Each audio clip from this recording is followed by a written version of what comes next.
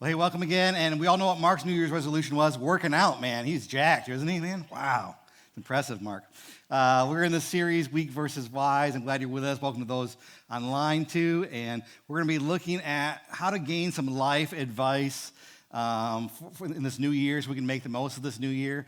And I'm guessing if you're like me, I think we all kind of feel this way. It's always good to gain some new insight, get some advice so we can kind of better ourselves or make life a little bit easier or even just make the most of this new year like we're talking about. And like we all know like resolutions, people make those and kind of fade away. We're talking about something kind of bigger than that, like life advice that can change our choices and the direction of our life, because the choices we make really shape who we are and shape our relationships. And so again, we're looking at kind of all these different areas of life advice. And I don't know where you would normally go to get advice. I guess nowadays, as the kids say, you just search it up. I don't know if you've heard that term. That's what they say nowadays is if you look up for something online, you search it up. I didn't know that was actually a verb that you would use in that sense, but that's what they say. Like you might say Google it, because Google is not only a noun, it's also a verb. And maybe you just get online and kind of look for things. You get on YouTube. Like I don't know how we survived without YouTube before that was a thing, because like everything's on YouTube, right? If you want to learn something, you go to YouTube. I know like a couple years ago, my microwave wasn't working right. And it was doing kind of a weird thing, and I was like, I wonder if I can fix this. And I got on YouTube, and I watched the video, and I was like, I think I can do that. And I ordered this $6 part, and I put it in, and I fixed it, and it's been working ever good since. And I was like, thank you, YouTube.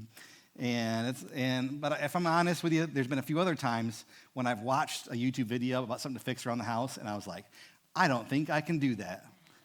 I don't have the skills or the tools to pull that off, and so you have to call someone else to come fix it. But you can find, again, the videos there to show you how to do it if you want to learn how to do it. Or I know, like I saw this video of someone recently, they were talking about they wanted to learn how to solve the Rubik's Cube. And they were talking about, like, they had it when they were a kid, and they spent lots of time trying to solve it and could never do it. And they're like, this year I'm going to learn how to solve the Rubik's Cube. And like in the first week of this new year, she said she watched one video that was like 6 minutes long, and now she can do it. It kind of like destroyed the whole wonder of the Rubik's Cube because it was so easy once you kind of know the patterns. I know, like for me, I think I need to watch that video because I remember as a kid, I would just like twist it and turn it hours, days on end, and then I would just like take it apart and put it back, the pieces back together, or take the stickers off, move them around, and then I would solve it that way. But that's not quite the way you're supposed to do it. But you can learn like anything on YouTube, right? Well, we're talking more than just getting some ideas on how to solve a Rubik's Cube or fix an appliance. In this series, we're talking about like life advice that can really change the direction of our life. Something greater than just knowing a few things or watching a video and getting a few tricks or a few patterns. What we're talking about is life advice that can shape our lives, give us wisdom.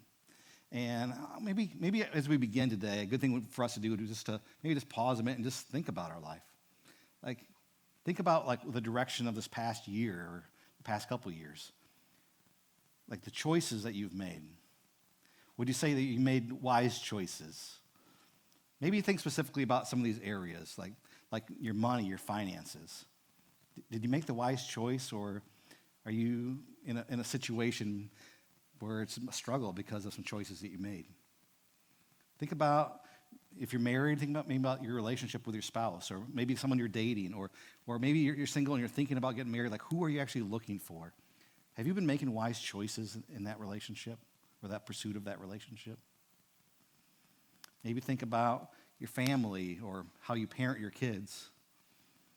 Have you been making the wise choice in that? Man, parenting's hard, and there's always adjustments to make. Are you making wise choices when it comes to that?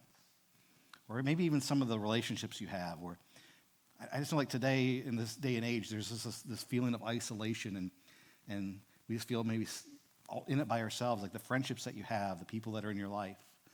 Are you making the wise choices in those areas? Have you made the wise choice? What if in this new year we can make the most of those things in our life? What if we could have wisdom in a way that could shape our lives and our finances and our families and our marriages and our friendships and our life? And that all comes from making wise choices. So we're going to be looking in the book of Proverbs throughout this series because it's called kind of wisdom literature in the Bible.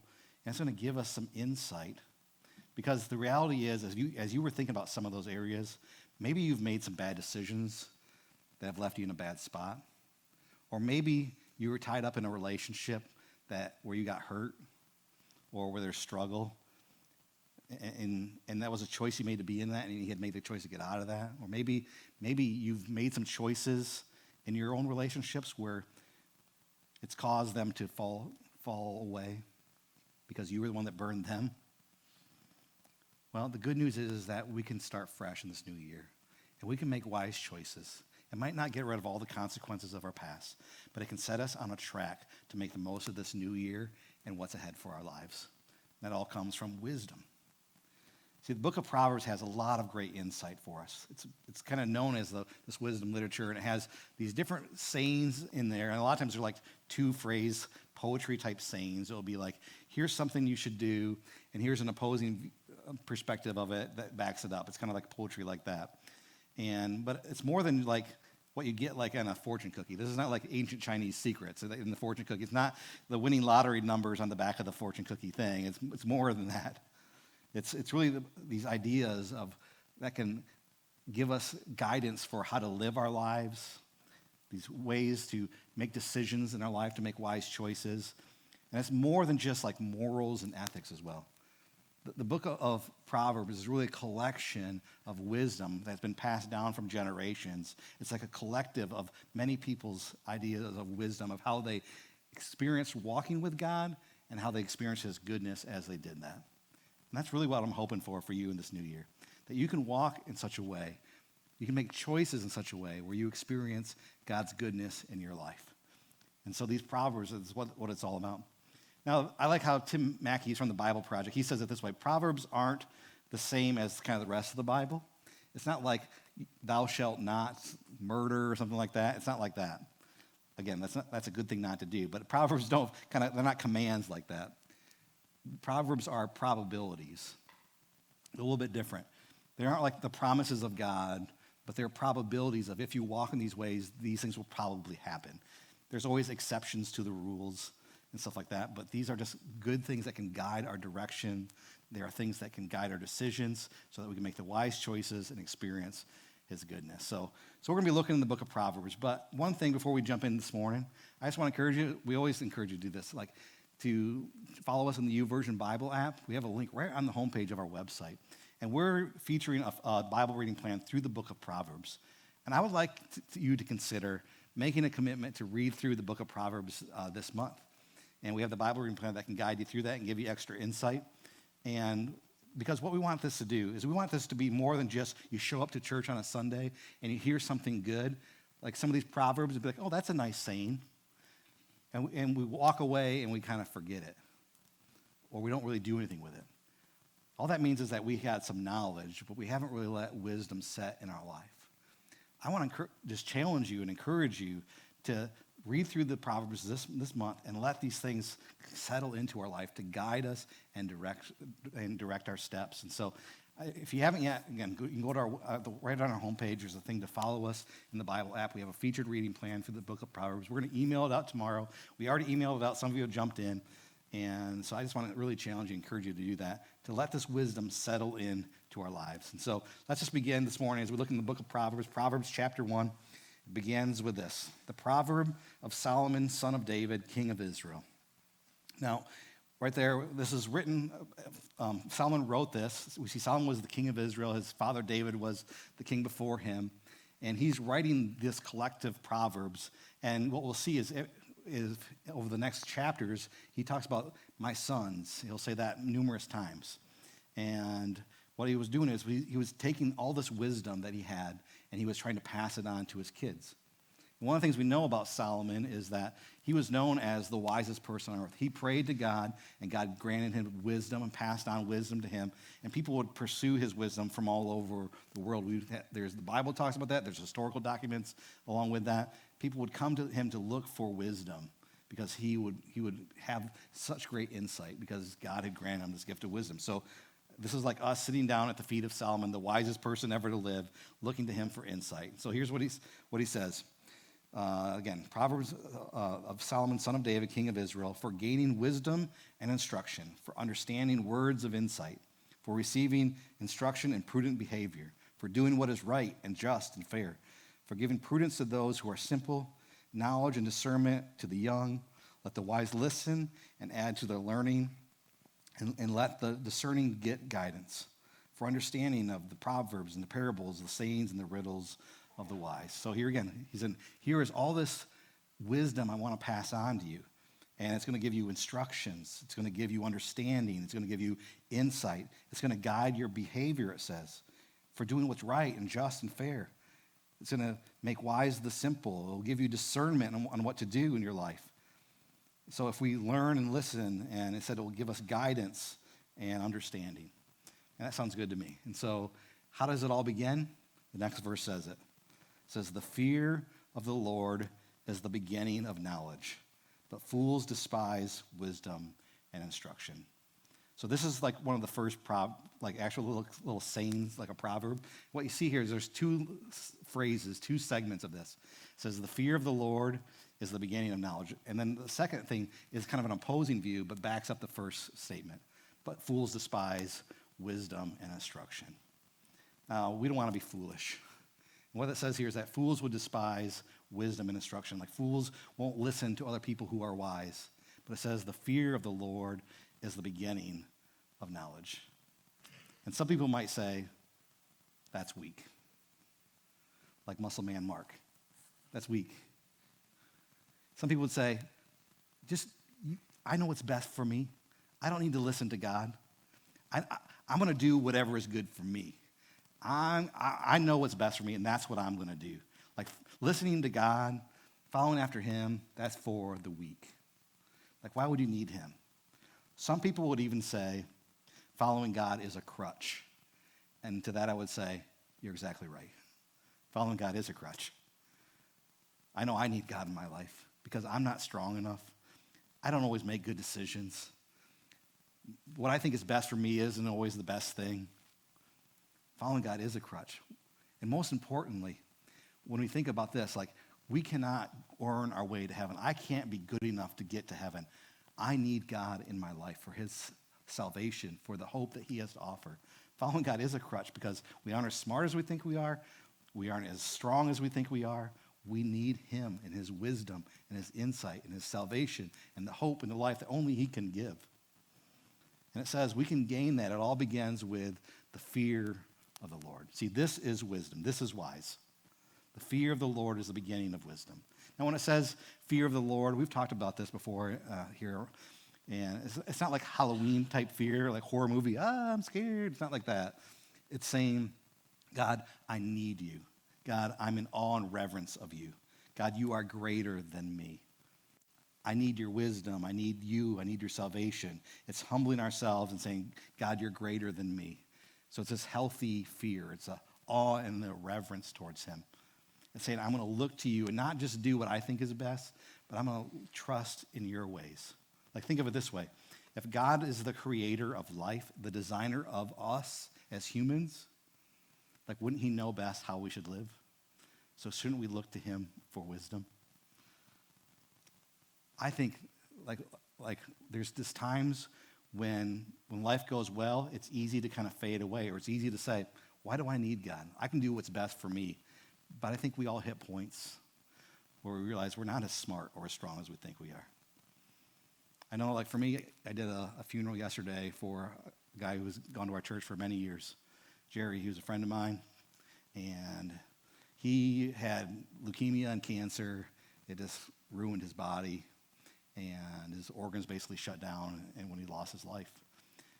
Yeah, he had this for a long time, and he was fighting the battle. He was strong, and he faced it without complaining. He faced it without losing faith. He faced it and never kind of asked, like, why God?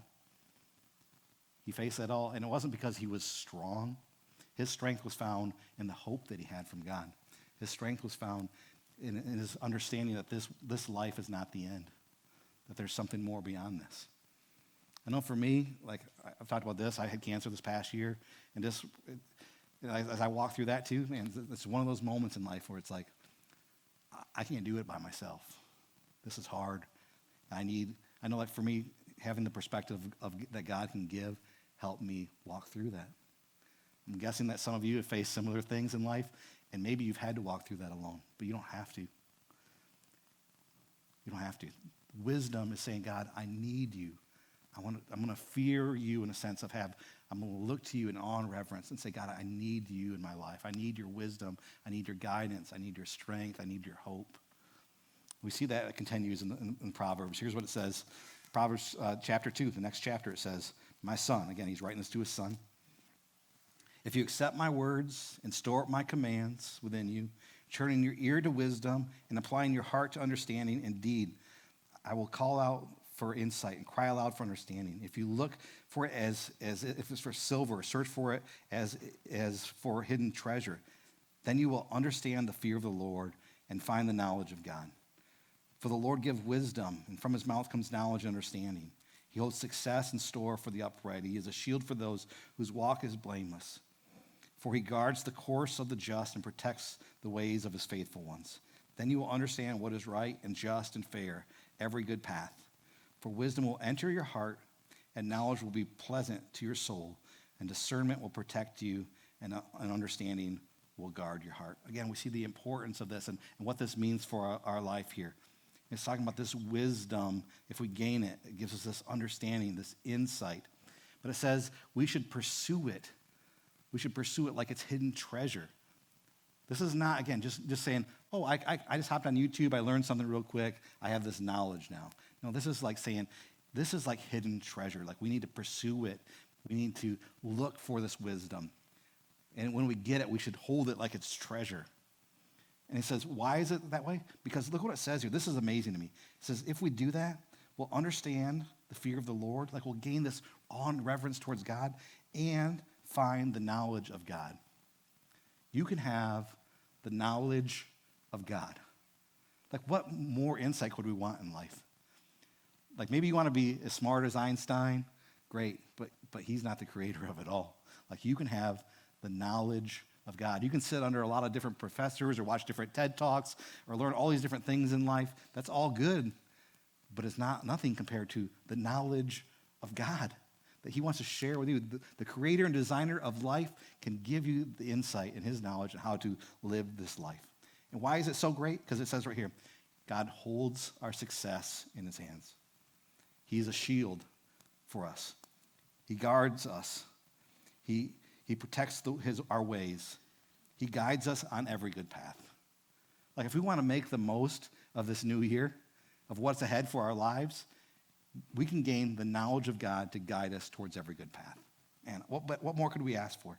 But when it comes to this, it's like wisdom, again, it's greater than knowledge. It's not just learning something in your head.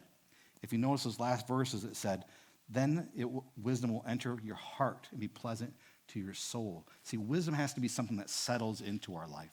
Not just knowing something in our head, but settling in our heart and in our soul so it can guide our actions, guide our steps that we take. It's more than just knowing something. It's how is it going to change the way we live? See, that's real wisdom. Wisdom isn't just knowing something. It's knowing something and reacting to it in a good choice towards every good path. We see the same concept in chapter 3. It continues on. Proverbs chapter 3, verse 1, it says, my son, don't forget my teaching, but keep my commands in your heart. Then they will prolong your life many years and bring you peace and prosperity. Like if we're willing to take this wisdom, it says, it will lead us towards peace and prosperity and a longer life. Now again, we said Proverbs are probabilities. This is a general statement of generally true. There are exceptions to that. Again, Proverbs aren't the commands or the promises of God. This is a probability. If you would walk in this ways, it will prolong your life and bring you peace and prosperity. Again, there are exceptions, but this is the probability.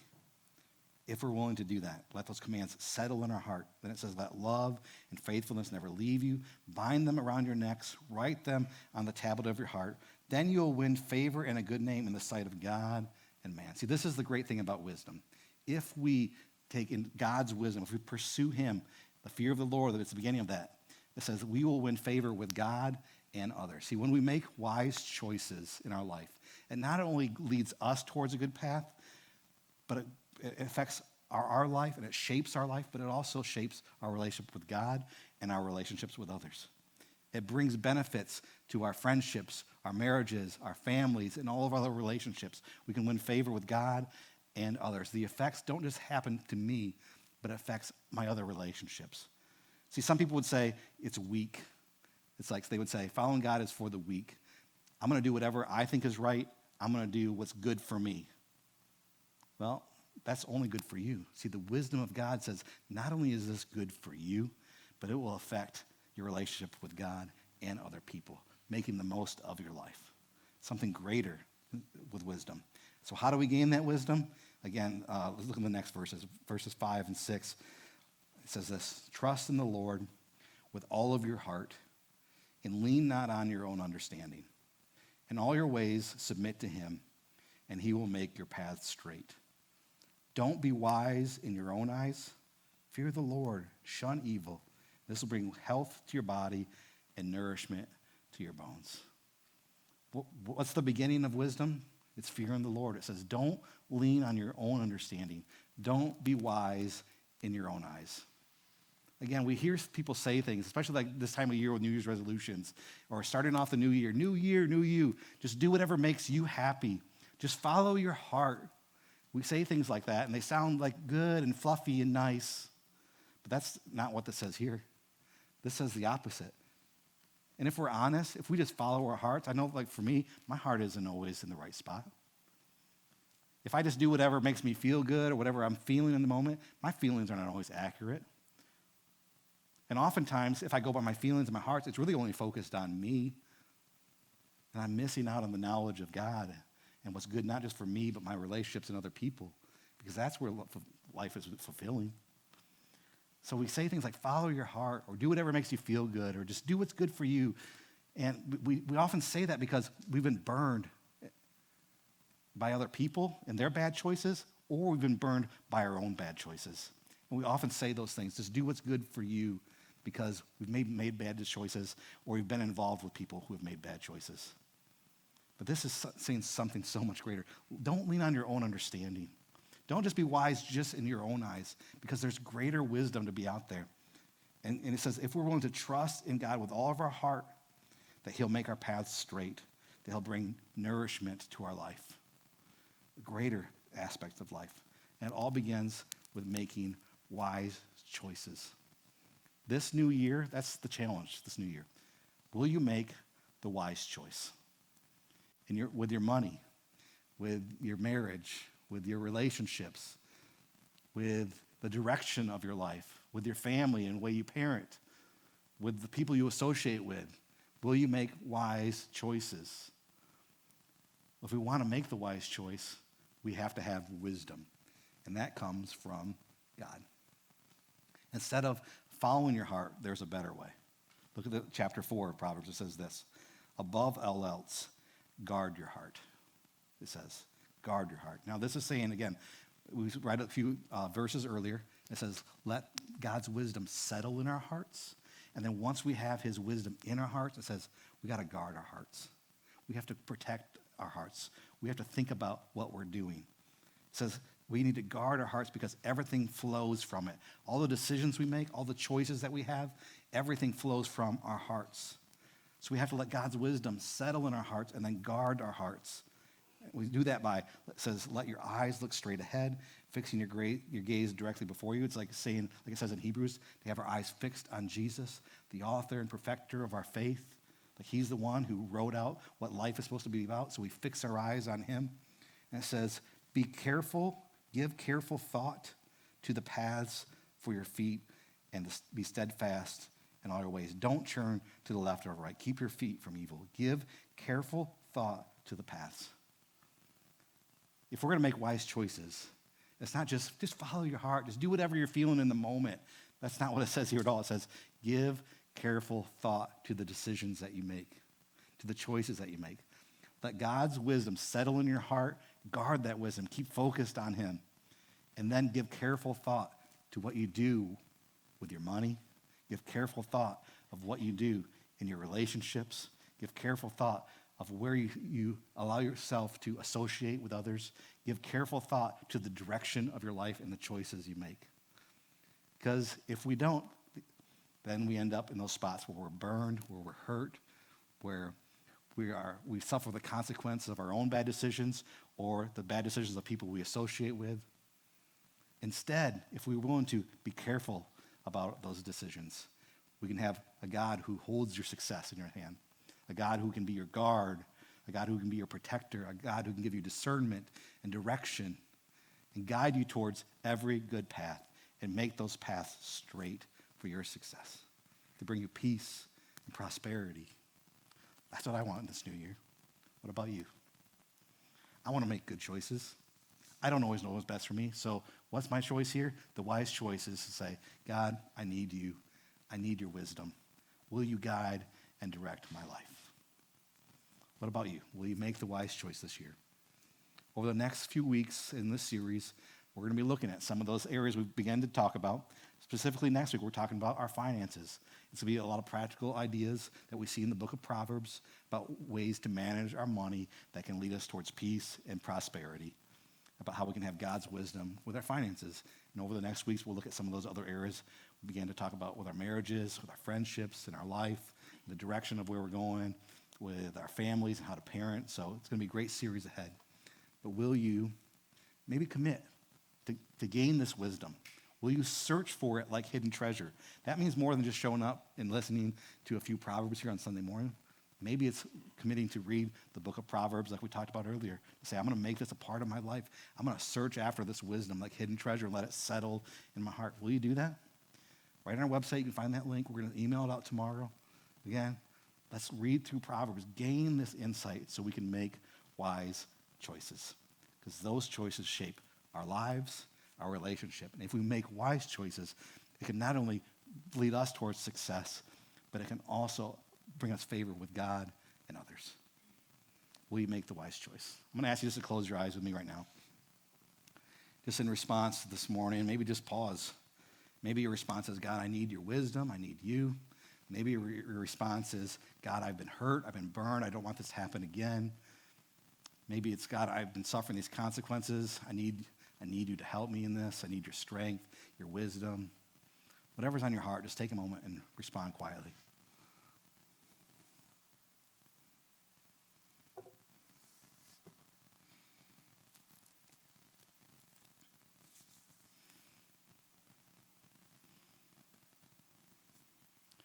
God, I just thank you so much that you care about our lives. You care about the choices we make. That you know each one of us by name. You know where we've been and what we've done, and you loved us just the same. And you even want to pass on your knowledge and your goodness to us. What a great God you are. So in fear and awe and reverence of you, we turn our hearts towards you, God. We open our minds, our souls to you and your wisdom. As we look to your ways, may it go beyond just reading it, go beyond just our minds, but may it settle in our hearts and our souls that it might guide and direct and protect and give us discernment and guidance for what's ahead in this new year. God, we look to you because you are the source of all wisdom, of real wisdom. We look to you, God. We build our life on you and your ways. Lead us towards peace and prosperity in our lives. Praise your name. Amen.